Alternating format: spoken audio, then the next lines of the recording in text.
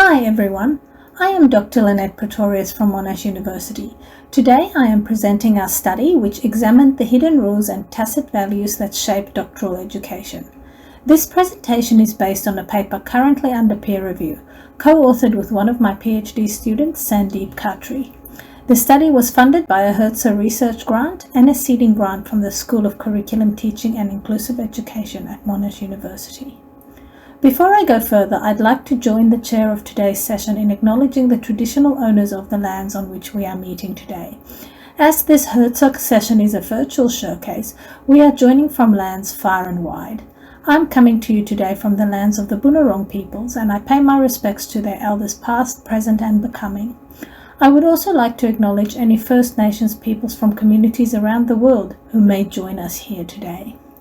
So I would like you to start today's session by asking you to consider what you think a PhD student is and how you think doctoral education works. Usually people have an image of a very smart figure, deeply engrossed in a stack of books, sitting in the library and somehow contributing great insight into their field. The PhD is usually portrayed as a journey of independent intellectual development, a space where someone is refining expertise, building research capability and contributing new knowledge. The problem is that this idealized framing masks something structural. Doctoral success is actually distributed far more unevenly than this ideal suggests.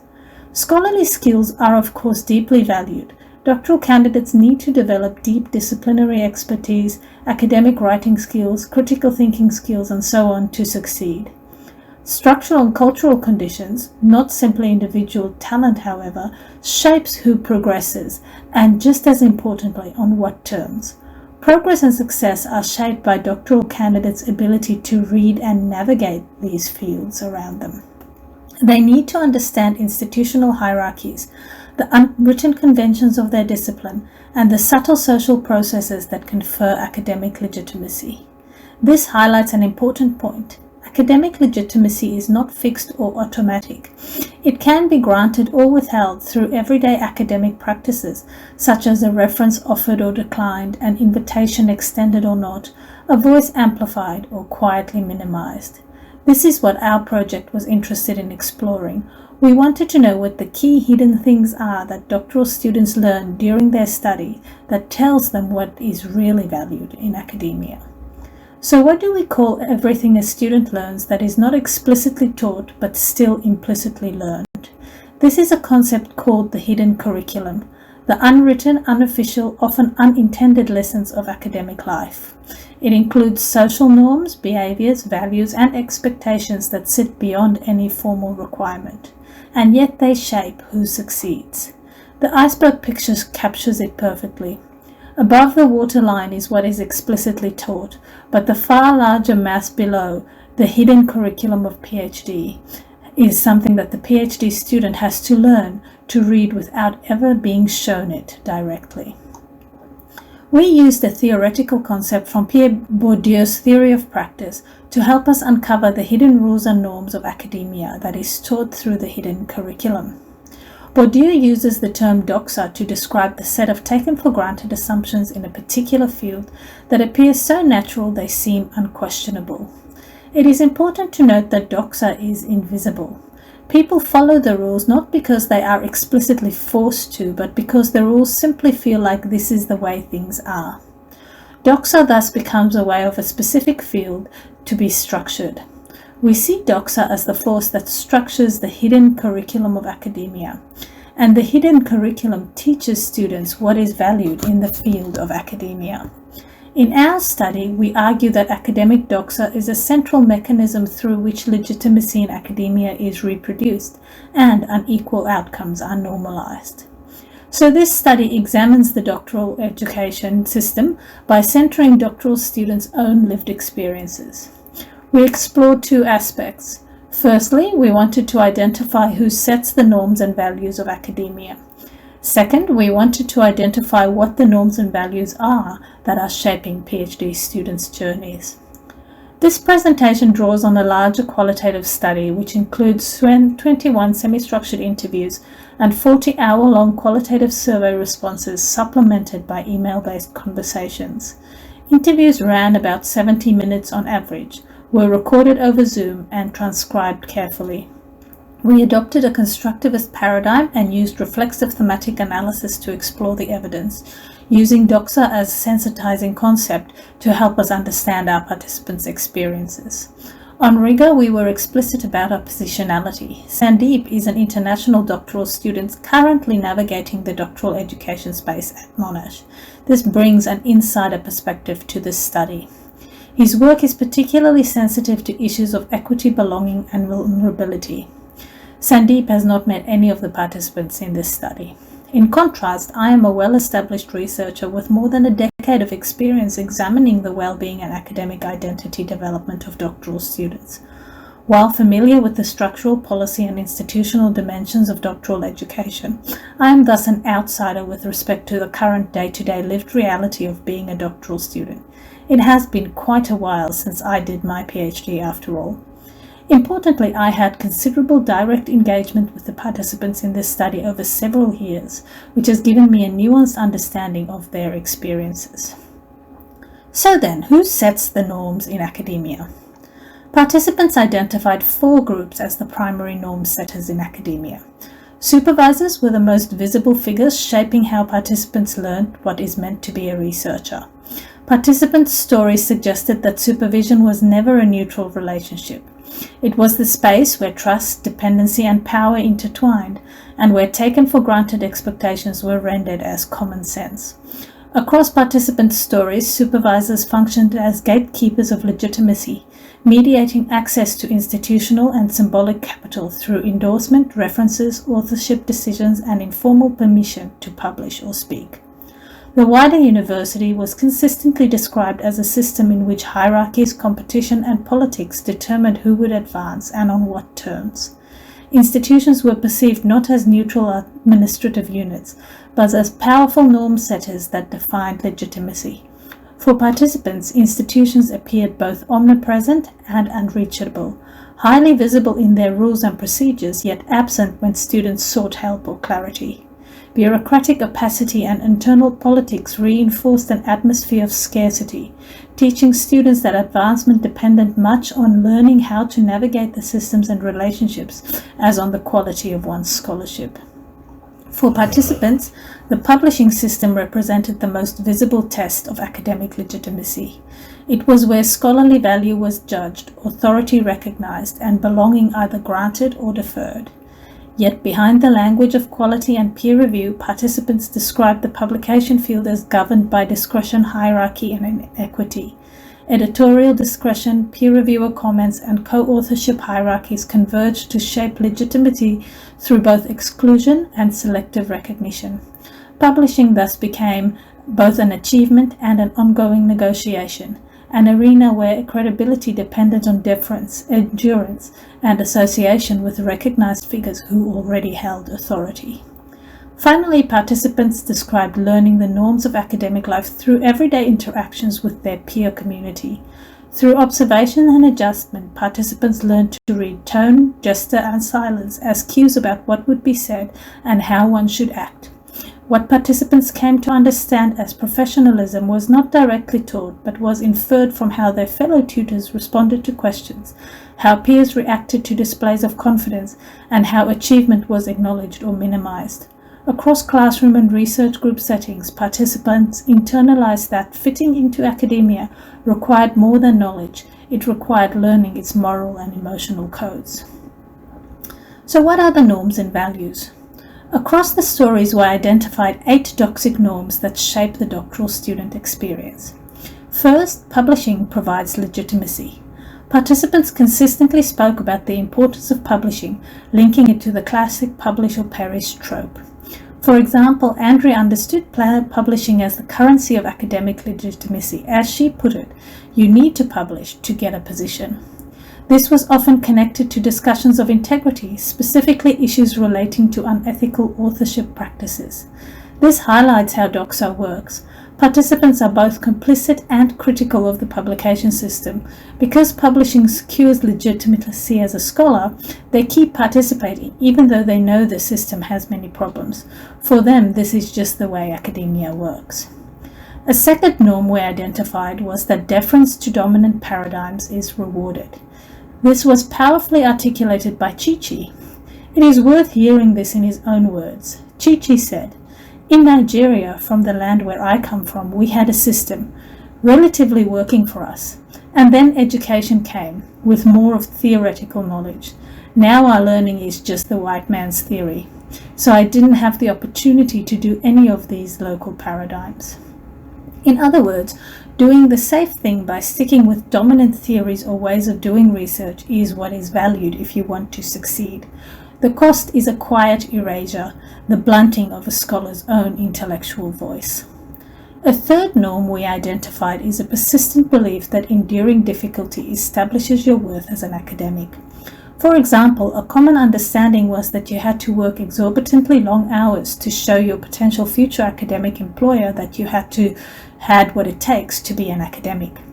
Participants consistently spoke about a variety of challenges they experienced, but framed their suffering as evidence that they deserved to be there. A fourth norm we identified was that bureaucracy and precarity are treated as normal. Complex and unclear processes were considered to just be how academia worked, and this meant that students had to figure out how to navigate this complexity themselves as evidence of their worth. A fifth norm we found was that politics and networks shape opportunities. Participants regularly spoke about how it is who you know that creates the opportunities for casual teaching or research assistant positions. For example, some participants noted that if your supervisor happened to be in charge of a unit, they might offer you a teaching position. If not, good luck with finding someone who would. Potential opportunities were not advertised, and even if they were, participants perceived inequity in how the positions were filled. A sixth norm was marketisation, where students were seen as customers. This led to perceptions that everything was about efficiency and money, leading to cynicism and reduced engagements. Participants regularly spoke about the 3 to 4 year time frame of their PhD, with milestones and expectations that clearly told them that taking more time to do deep thinking about their work would not be a good idea. What was valued was quick, clear progress against predefined accountability metrics. The seventh norm we identified was that well-being was an individual responsibility. Participants often spoke about the well-being challenges of the PhD, but were clear that in their experience it was their job to figure out how to deal with the challenges. Well-being concerns were framed either as a personal failure or as something that they had to ignore until after the PhD, often for fear of being perceived as weak or a risk for future academic employment. Well-being in academia is thus framed as an individual duty, managed through resilience, which conveniently masks the structural precarity producing the distress in the first place. And there's a persistent gap between rhetoric and reality. Universities promote well-being initiatives, while a genuine mental health crisis continues. The final norm we identified is that success as a doctoral student had to include a permanent transformation of self and a meaningful contribution to the field. While this has a positive connotation, this toxic norm also places a moral and emotional weight on the PhD, framing it not just as a qualification, but as a core component of identity becoming. So what are the indicators of this and its impact on student experience? This figure brings it together. The outer ring names the 8 norms. Move inward and you see the indicators of how each norm shows up in everyday academic life. There were many stories of pressure, high expectations, precarity, inequity, gatekeeping, and stigma. The inner circle showcases that impact that this has on the student experience. Doctoral students experience significant perfectionism, anxiety, and imposter syndrome. They are risk-averse and lack agency, censoring their voices in spaces that value conformity and discourage dissent. They are burnt out, cognitively overloaded, cynical, disengaged, isolated, and distressed. They do not feel like they belong. Our findings have significant implications for how academia can be reformed. Firstly, there is a need for compassionate research supervision. This includes allocation of appropriate workload to supervising research students, but also includes improved professional development. Having a PhD by itself does not qualify a person to be a research supervisor. Additionally, we emphasize the need for the pastoral care work that characterizes good quality supervision to be recognized and rewarded in university systems and promotion criteria. Secondly, there needs to be better administrative transparency. Institutions must resolve the burden of opaque bureaucracy by establishing a single source of truth where students and staff can find information they need, providing proactive navigation support and simplifying contradictory policies. Third, the persistent issue of gatekeeping and unequal access should be countered through the formalization of opportunities, the implementation of transparent selection criteria, and the development of mentorship programs.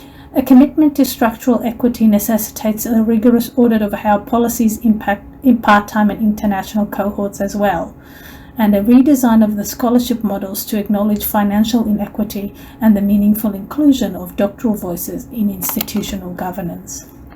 Importantly, norm setters need to move towards purposeful embedded ethical practice. This includes proactively encouraging the use of established authorship norms, embedding open conversations and milestones, and ensuring that expectations regarding authorship order and contribution are established early and evolved as roles evolve. Furthermore, there is compelling need to broaden the scope of what counts as legitimate scholarly output.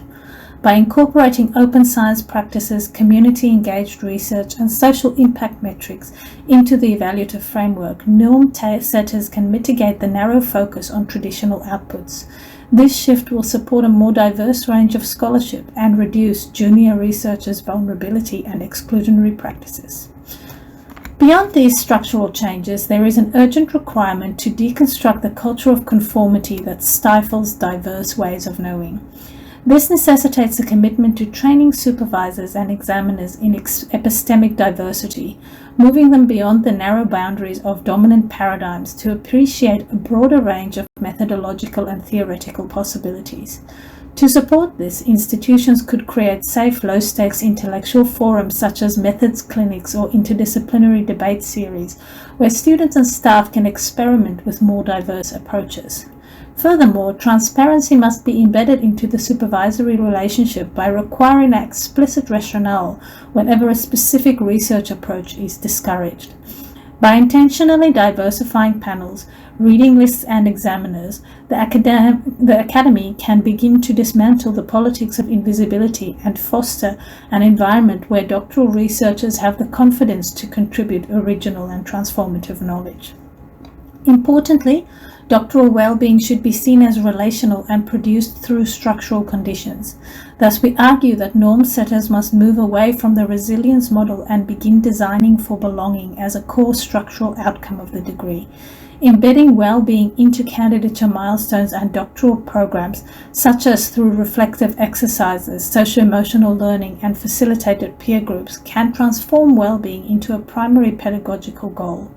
Institutions should not only provide accessible specialized mental health support, but also contribute to the reduction of stigma related to doctoral students seeking help. Supervisors should also be trained in relational care, ensuring they have the skills to recognize the stress and refer students to appropriate resources. Finally, norm setters must diversify the narratives of doctoral success. This includes the provision of multiple legitimate career pathways, including academic, industry, and community leadership roles, while also recognizing and celebrating service, care work, and collaborative engagement. We argue that academia should normalize the celebration of degree completion itself as a meaningful achievement by itself. To address these implications, I have already started developing resources with the funding that was provided by HERDSA. On the screen, you can see a professional development video I developed that explains relational and compassionate supervision practices. This video is freely available on YouTube and has also been shared with our university's Education Academy to share with staff. In conclusion, ultimately, the doctoral education program is not only about producing knowledge. It is also about learning how a scholarly community functions and how one might find a place within it. By bringing these hidden norms into view, we can better understand the often unseen processes through which scholars are formed. I encourage you to consider the questions on the screen and join the conversation about how we can build a more flourishing academic community. Thank you.